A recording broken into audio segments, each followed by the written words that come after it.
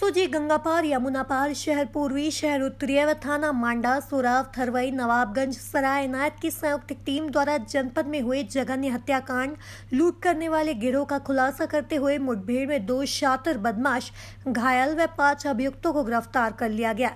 आपको बता दें कि जिले में हत्या, लूट, चोरी की कई घटनाओं को अंजाम देने वाले बिहार गैंग के सदस्य सुमित खरवार, संडोल खरवार, अमराज खरवार को पुलिस ने गिरफ्तार कर लिया। इसी गैंग से चोरी, लूट का आभूषण खरीदने वाले सराफा व्यवसायी विक्रम उर्फ बबलू गुप्ता को भी पकड़ लिया गया है। अभियुक्तों के कब्जे से तमंचा, कारतूस, चापड़, हसिया, चाकू, रंभा, पेचकस, पिलास और 2 जोड़ी चांदी के पाजे बरामद किए गए। अभी लवला खरवार, रोहित, मुर्गी, पंख खरवार और डेभी फरार है। उनकी भी तलाश चल रही है।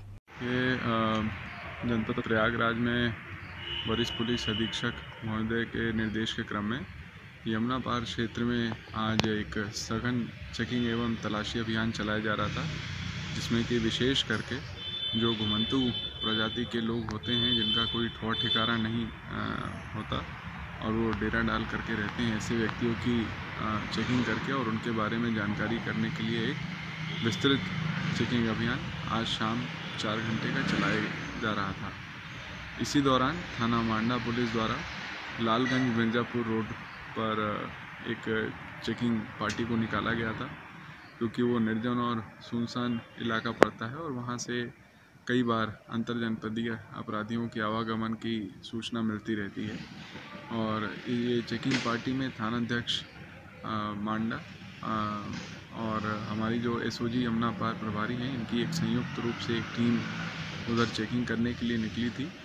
तो 2 व्यक्ति इन्हें दिखाई देते हैं, जिनके द्वारा जब पुलिस पार्टी के द्वारा इन्हें रोका गया तो उनके तरफ से पुलिस पार्टी को देखते हुए और उनकी सजगता और सक्रियता को देखते हुए एकाएक पुलिस पार्टी पर फायर खोल दिया गया।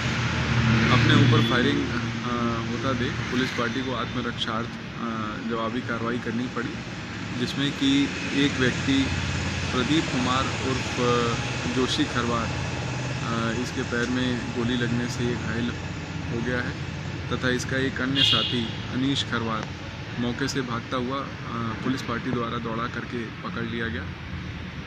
अभी तक की प्रारंभिक पूछताछ में ये सामने आया है कि ये दोनों मूलतः बिहार प्रदेश के रहने वाले हैं तथा यहाँ पर ये लोग अपने परिवार के अन्य साथियों के और परिवारीजनों के साथ में किसी एक जनपद में डेरा डाल करके रहने लगते हैं तथा निर्जन सुनसान इलाकों के आसपास बस्तियों में जो भी घर बाहर की तरफ स्थित रहते हैं और जिनमें कुछ लोग जो कि वृद्ध हो सकते हैं या जिनके पास कुछ सोने चांदी के आभूषण हो सकते हैं, उनकी रेकी करके और शहद और महुआ खाने के बहाने, बेचने के बहाने ये लोग वहाँ पर पहुँचते हैं तथा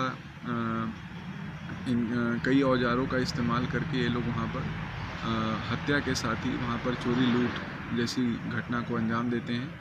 प्रारंभिक पूछताछ में अभियुक्तों ने यह भी बताया है कि गत वर्ष जो एक तिहरा हत्याकांड हुआ था ग्राम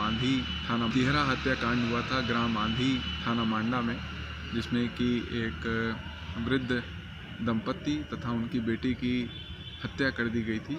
यह घटना भी इन्हीं दोनों के द्वारा तथा इनके अन्य साथियों के द्वारा कारित की गई थी। इस सूचना, ऐसी पूछताछ में ऐसी जानकारी मिलने पर समूचे जनपद में कंट्रोल रूम के माध्यम से एक सघन तलाशी अभियान चलाया जा रहा है, ताकि इनके जो भी ठिकाने हैं जहां पर ये लोग डेरे डाल करके रह रहे थे, इनके अन्य साथियों की गिरफ्तारी की जा सके। और हमें उम्मीद है कि बहुत जल्द इनके अन्य साथी भी गिरफ्तार होंगे। घायल जो अभियुक्त है उसे इलाज के लिए हॉस्पिटल भेज दिया गया है। अग्रिम विधिक कार्रवाई भी इसमें अमल में लाई जा रही है।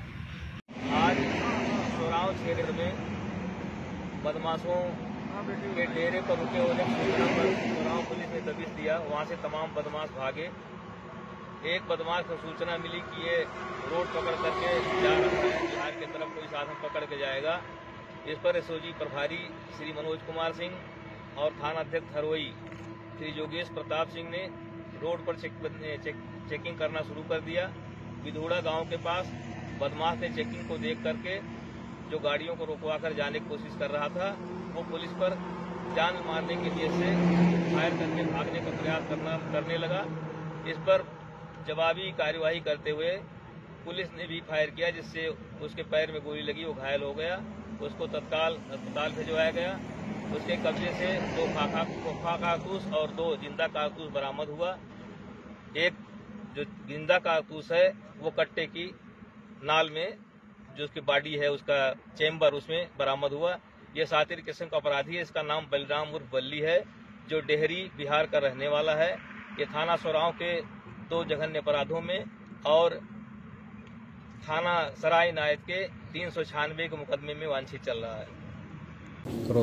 विगत कुछ सालों से प्रयागराज में मर्डर की और चोरी की सूचनाएं थी और घटनाएं सामने आ रही थी।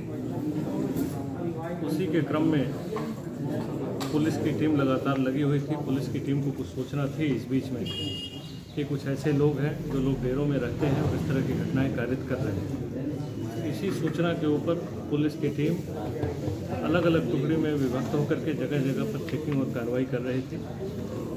मांडा में चेकिंग के क्रम में ही मुठभेड़ हुई, जिसमें एक व्यक्ति घायल भी हुआ जो पुलिस के ऊपर अटैक कर रहा था। बाद में पूछताछ हुआ तो उसका एक साथी जो गिरफ्तार हुआ, एक साथी को पकड़ करके गिरफ्तार भी किया गया। गिरफ्तार करने के बाद उन लोगों ने सूचनाएं दी अपनी अन्य टीम के बारे में, जिसकी सूचना के आधार पर पुनः यहाँ पर गंगापार एरिया में फिर से हम लोगों ने यहाँ पर गहन छानबीन की। यहाँ पर भी एक व्यक्ति के साथ फिर पुलिस मुठभेड़ हुई, उसको चोट लगी और बाकी अन्य लोगों को भी गिरफ्तार किया गया है। कुछ अन्य लोग भी हैं जो फरार हैं, उनकी तलाश हम लोग कर रहे हैं। ये लोग घटना को कारित करने का इनका तरीका था कि ये लोग ऐसे घरों में रेकी करते थे जो घर किनारे की तरफ पड़ते हैं, जहाँ से घर में प्रवेश करना आसान है। और ये लोग जाते थे घर की रेकी करने के लिए, तो उस समय शहद बेचने के जैसा ये लोग बनाते थे कि हम लोग शहद बेच रहे हैं, और घर के लोगों से घर के बारे में सूचनाएं पहले इकट्ठा कर लेते थे। फिर घर में जाते थे। चोरी करने के दौरान अगर कोई व्यक्ति जग जाता था तो उसके ऊपर ये लोग अटैक करके उसको मार देते थे। अदरवाइज ये लोग चोरी करके चले जाते थे। कई सारे बंद घरों में भी इन्होंने चोरियां की हैं। इनका कहना है कि इन्होंने इतनी जगह अपराध कारित किए हैं कि इनको खुद को भी याद नहीं है। आसपास के सारे डिस्ट्रिक्ट में बहुत सारे इन्होंने इस तरह की घटनाएं कारित की। ज़्यादातर ये बाहरी क्षेत्रों में ही होता था, जैसे गाँव के क्षेत्रों में चोरियाँ इन्होंने हर जगह की है, लेकिन ग्रामीण क्षेत्रों में इन्होंने जो चोरी के साथ जो मर्डर भी सामने आए हैं ज़्यादातर ग्रामीण क्षेत्रों में है। 99 इंडिया न्यूज़ प्रयागराज से डिस्ट्रिक्ट ब्यूरो गुड्डा भाई की रिपोर्ट।